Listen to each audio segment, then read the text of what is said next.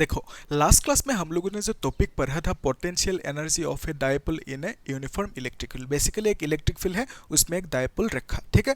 उस डायपोल की जो पोटेंशियल एनर्जी होंगे उसकी जो फॉर्मूला है, ये था फॉर्मूला, इसको हमने डिराइव किया था लास्ट लेक्चर में। ओके, तो आज की ये जो लेक्चर है उसी लेक्चर की कंटिन्यूएशन आप बोल सकते हो, ठीक है। तो उसी लेक्चर से रिलेटेड ये जो चीज़ें हैं इसको आज के लेक्चर में कवर करेंगे। तो क्या है टॉपिक?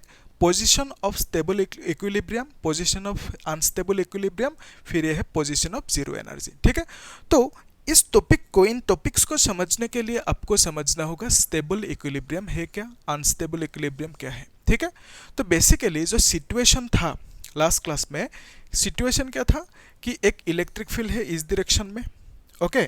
तो इस तरह से इलेक्ट्रिक फील्ड है, तो आपने क्या किया, यहाँ पे एक डायपोल रखा, ये माइनस क्यू चार्ज है, यहाँ पे ये प्लस क्यू चार्ज है, ठीक है। तो इस डायरेक्शन में फोर्स लगेंगे F is equal to Q E, इस डायरेक्शन में फोर्स लगेंगे F is equal to Q E. Basically एक चार्ज को इलेक्ट्रिक फील्ड में रखोगे तो उसमें फोर्स लगेंगे, ओके। तो पॉजिटिव चार्ज होंगे तो इलेक्ट्रिक फील्ड की डायरेक्शन में फोर्स लगेंगे, और नेगेटिव चार्ज होंगे तो इलेक्ट्रिक फील्ड के ऑपोजिट डायरेक्शन में फोर्स लगेंगे। अभी देखो, ये जो दोनों फोर्सेस है, दोनों फोर्सेस की वजह से ये डायपोल इस डायरेक्शन में रोटेट करेंगे, तो इस रोटेशन की वजह से यहाँ पे एक टॉर्क लगेंगे बोल सकते हो आप। तो उस टॉर्क के अगेंस्ट जब आप उल्टा रोटेट करोगे इसे, ठीक है, तो आप क्या करोगे, कुछ वर्क डन करोगे, ठीक है।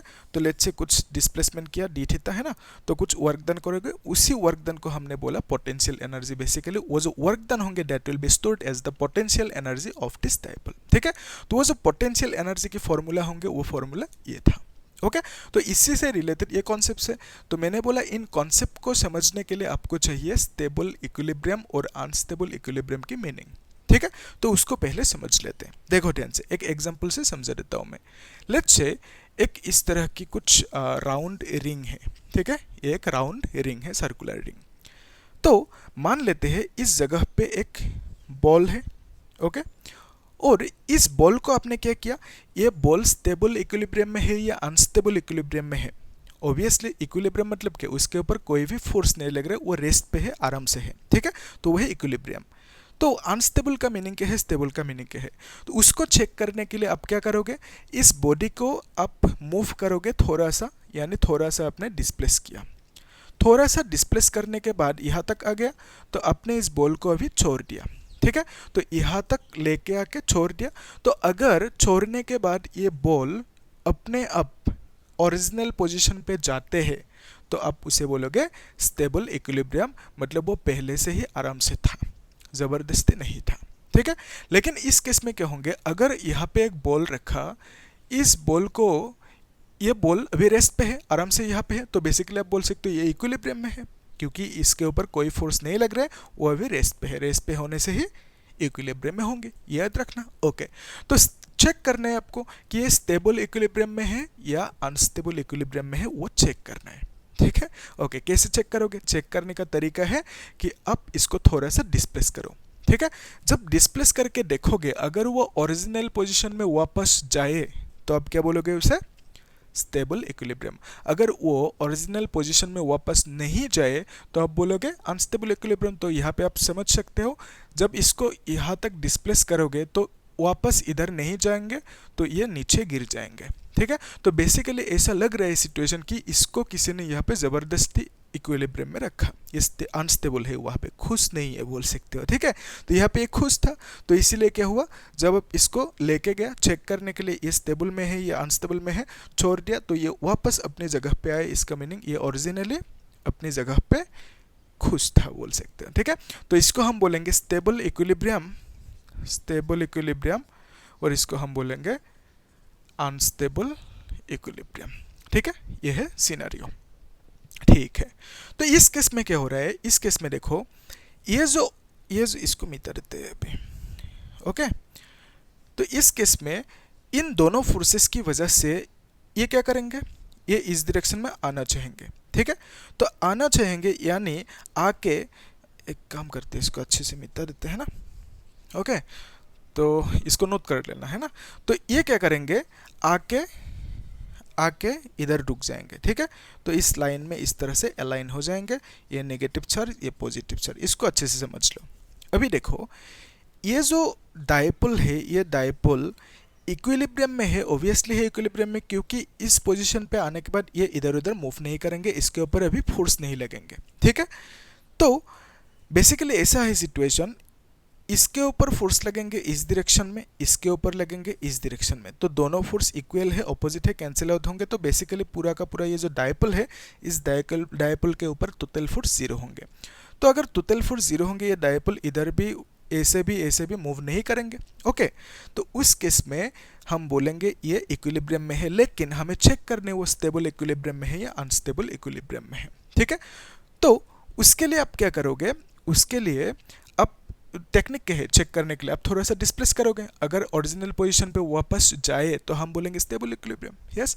तो इसको हमें चेक करना है स्टेबल में है कि नहीं, तो उसके लिए हम थोड़ा सा इसको डिस्प्लेस किया, ऐसे डिस्प्लेस किया, ओके, इस डायरेक्शन में।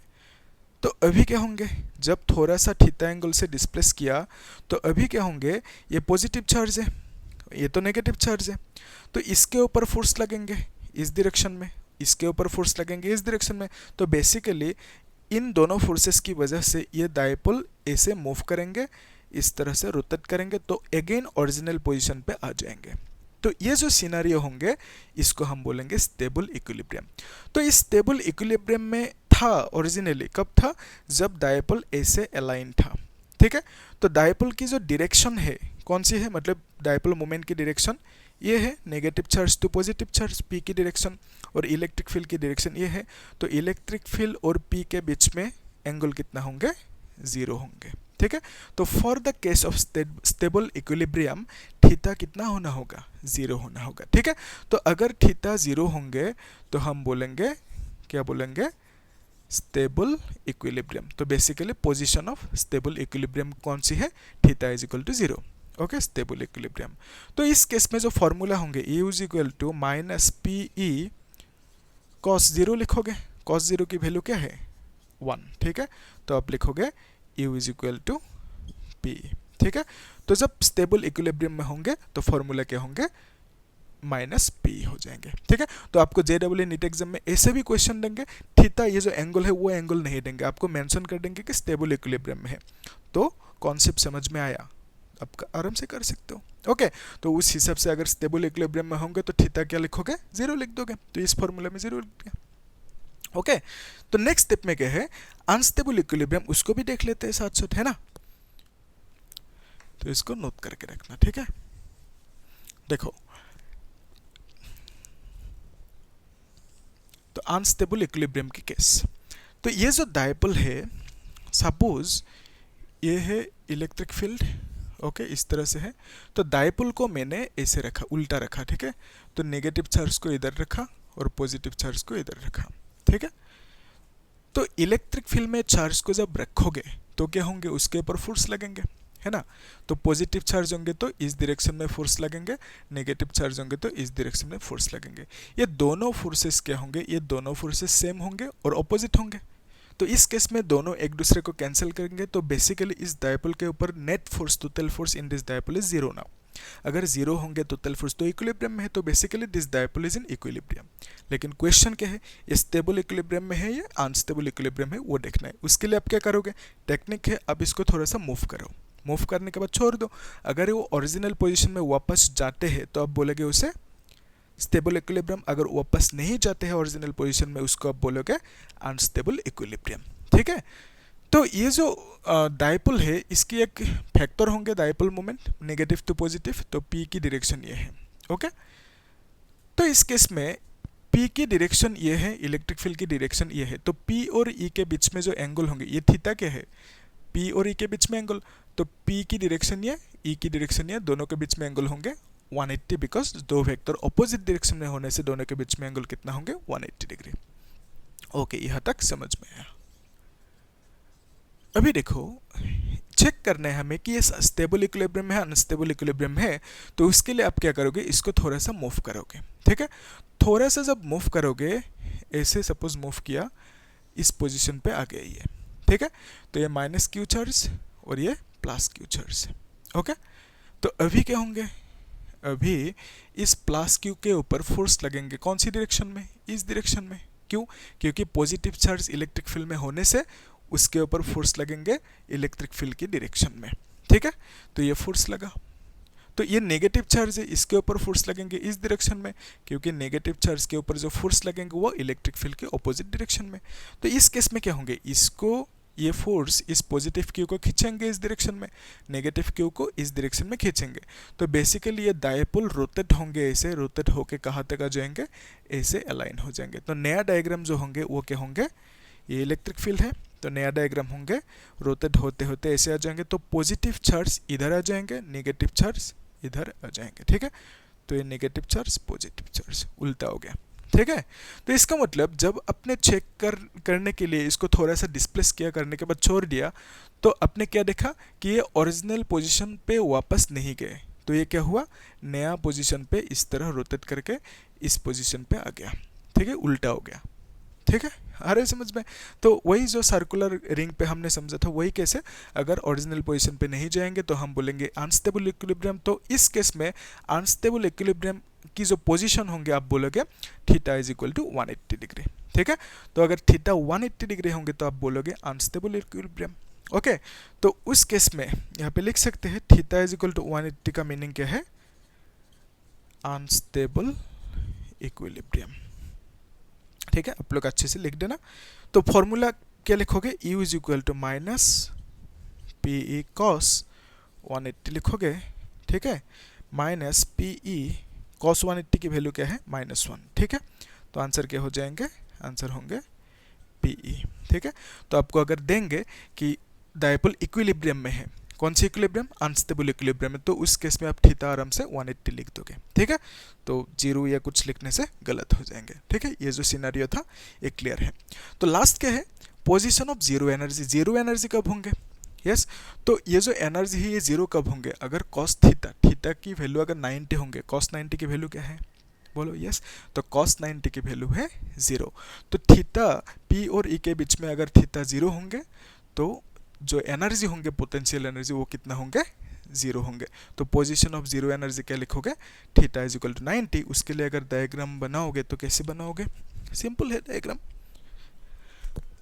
आप लोग इसे नोट करके रखना, ठीक है। तो ये इलेक्ट्रिक फील्ड है इस डायरेक्शन में, ओके। तो इस इलेक्ट्रिक फील्ड में आपने डायपोल को ऐसे रखा, ये पॉजिटिव चार्ज, ये नेगेटिव चार्ज। तो पी की डायरेक्शन क्या है, नेगेटिव टू पॉजिटिव, ठीक है। तो P और E के बीच में जो एंगल है वो कितना है, 90 है, ठीक है। तो थीटा 90 होने से जो U होंगे, U is equal to minus P E cos 90 लिखोगे, कॉस 90 की वैल्यू 0। तो एनर्जी कितना होंगे, potential energy will be 0 when P और E के बीच में एंगल 90 होंगे। बेसिकली डायपोल इस तरह से अलाइन रहेंगे, तो आप बोलोगे that is the position of zero energy. इस तरह की क्वेश्चन पूछेंगे आपको, ठीक है। तो क्लियर है, गुड, ओके। तो आप लोग शेयर कर देना इस वीडियो को, और जो आपका दोस्त है दोस्तों को बोलना सब्सक्राइब करने के लिए, ठीक है। तो मुझे भी थोड़ा मोटिवेशन चाहिए ना, आप लोग जब सब्सक्राइब करोगे, कमेंट करोगे तो मुझे भी अच्छे लगेंगे, है ना।